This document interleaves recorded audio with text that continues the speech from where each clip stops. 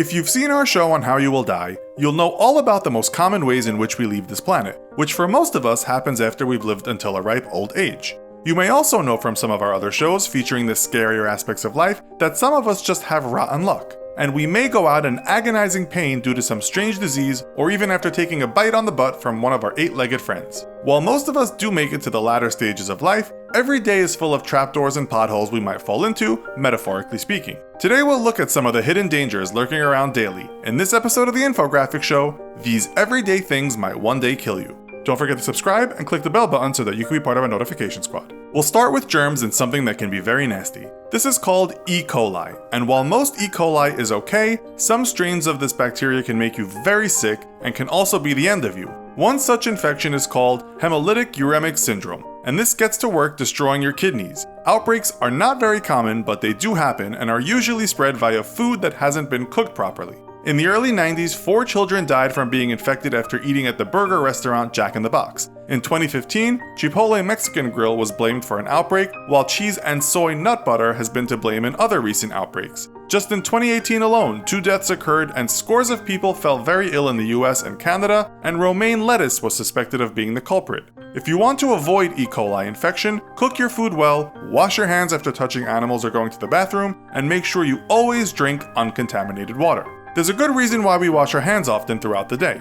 Bugs are everywhere, and you never know. If you don't wash frequently or clean all your small skin abrasions, you might even come into contact with the bug Staphylococcus aureus, which has been known to cause necrotizing fasciitis, also called flesh-eating disease. There are literally thousands of kinds of bacteria lurking all over the house, so the best you can do is keep the place clean. The New York Times in 2015 reported a study that found dangerous strains of bacteria on many toilet seats. These included E. coli, Staphylococcus aureus, Shigella, and Streptococcus. The report stated that while you might wash your hands after going to the toilet, some others don't, so the bacteria spreads to door handles or even the towel dispenser. Okay, so now you are a cleaning maniac, scrubbing every surface in your house daily. Only you should know that cleaning can also kill if you don't do it right. In 2018, that happened to a man in Illinois after he mixed bleach with a commercial drain cleaner. In fact, if you didn't already know, there are lots of household cleaning products that you really shouldn't mix. The CDC actually writes about this problem, stating that soap and water is often all you need. It gives some strong words of advice. Never mix bleach with ammonia or any other cleaner. You can read forums on the issue of what happens when you do. Some people believe the gas created can be deadly, others disagree, but everyone agrees that it will surely make you feel very ill if you breathe in the concoction. So, clean a lot, be clean, and be careful how you clean.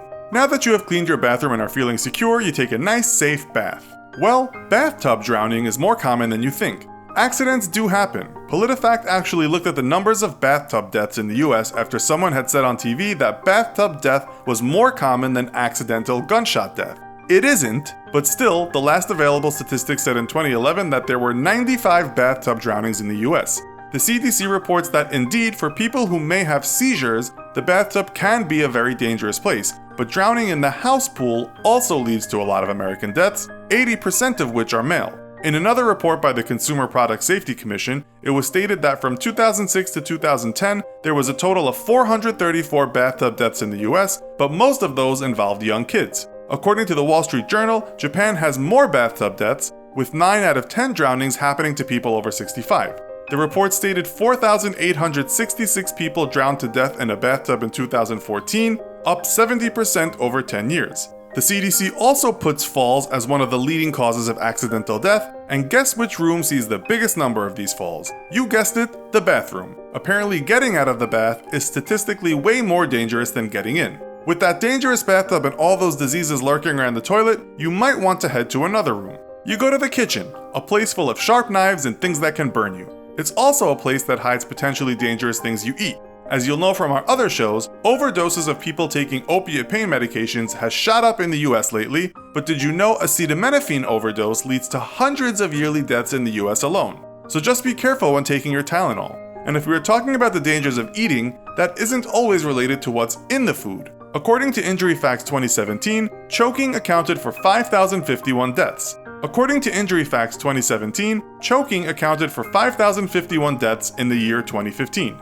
The Daily Mail reported that in England, Scotland, and Wales, choking deaths were up 17% in 2016, leading to 289 deaths. The blame for most deaths was people just eating too fast. The American Academy of Pediatrics says hot dogs are especially dangerous and should come with a warning label. Time wrote a report in 2010 stating choking death in children was 17% of the time hot dog related. It seems staying home is just too dangerous, so you go outside. You don't drive, because you know road accidents are high on the list of number of accidental deaths. It's not like you'll get caught up in a hurricane because you just checked the weather on your smartphone while you were walking down the street. In fact, if you don't give yourself the opportunity to be poisoned, crash a vehicle, or fall down in a dangerous spot, then you are avoiding the brunt of ways you might accidentally die. As NBC wrote in 2016, in 1999, overdoses, poisonings, and falls accounted for 1 in 4 accidental deaths. Now they are more than half of them. They also stated what we said, and that is that the bathroom is one very dangerous place. But now there is an even newer nuisance, a danger that looks so innocent. That is death by selfie. In fact, selfie deaths have become so prevalent you can now see a dedicated Wikipedia page. The Telegraph cited a report that said there were 127 reported selfie deaths between March 2014 and September 2016, but more than half of them happened in India. Next was Pakistan at 9, USA at 8, Russia at 6, and Philippines at 4. In June 2017, the Irish Times called this death by narcissism, stating 29 people have died while taking selfies in 2017. Only 5 have died in shark attacks. The deaths included cliff falls, driving accidents, and one man falling from a building. The craze is so bad in India that in Mumbai they now have no selfie zones. We also don't need to tell you that many accidents happen when people are just looking at their phone, texting and swiping when they should be concentrating on what is in front of them. The National Safety Council in 2017 said the sad thing is, just about everything we have mentioned in this show today that led to someone's death was preventable. In the US alone, that was 442 lives each day in 2016 that could have been saved. Have you almost died doing something we talked about today? Let us know in the comments. Also, be sure to check out our other video called This Is How You Will Die. Thanks for watching, and as always, don't forget to like, share, and subscribe. See you next time!